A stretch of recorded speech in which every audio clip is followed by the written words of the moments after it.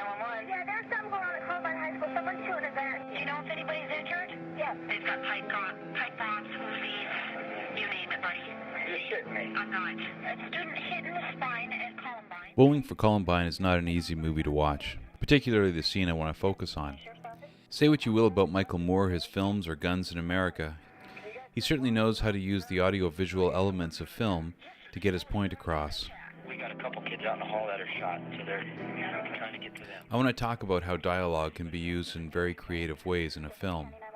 In this scene from the documentary Bowling for Columbine, the dialogue does not have its source in the visual. The dialogue is taken from phone conversations of people calling into the 911 dispatcher and news agencies during the Columbine High School shooting. Now they said he's gone to the library. He's in the building. Okay, he's gone to the library. He's in the building. Hi, this is Stephanie Phillips from Dateline. How you doing? Good, how are you? Fine, thanks. I love your show. Oh, I'm so glad. Thank you. I watch it every night. Thank you. The dialogue does two things. It builds the tension with a sense of rhythm and juxtaposes the visual to contrast, contradict, and support what we watch while putting the story of the event in context. The two realities are brought together. The real phone calls and the images from the school taken by security cameras during the shooting. The only other sound that plays is the score of a single strumming guitar. The effect is haunting. The dialogue is an audio montage. We listen from one phone call to the next. Think of rhythm like a wave. It doesn't steadily increase but builds and falls, all the while increasing to the crest.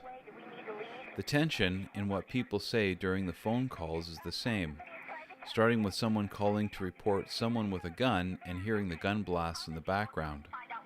The call to a news reporter changes the tempo and our sense of urgency when the caller stops to tell the person how they follow their broadcast every day.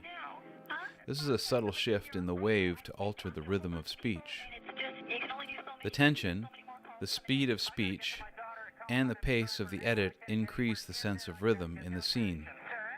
Through the scene, the pace of the rhythm and the intensity of the tension build to the climax when we are confronted by the voice of the father of one of the shooters, easing us out of the calamity and into the visuals taken after the shooting.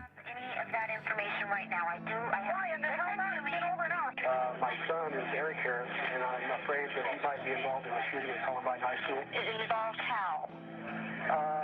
He's a member of what they're calling the Trench Coat Mafia. Have you spoke with your son today, Mr. Harris? No, I haven't. Have they picked up anybody yet? The brilliance of the use of dialogue in the scene is the way the audio juxtaposes with the visual to get us to connect the two in a new way. We see the explosions of the Molotov cocktails, but we do not hear them. We do not need to hear them because the effect would make the edit artificial. The use of dialogue over the silent images is poetic because, while a picture tells us 1,000 words, the juxtaposition of audio multiplies it by another 1,000, building the story, telling us about the victims, and creating an intensity that the visual alone could not achieve. The picture tells us one thing, the audio tells us a second thing. Together they create a whole new poetic meaning. Michael Moore uses dialogue in a very unique and creative way in Bowling for Columbine.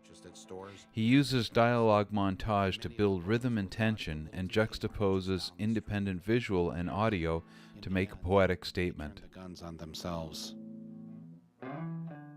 If you've enjoyed this video essay, please consider picking up my free book, Sound Design for Filmmakers, in the description below.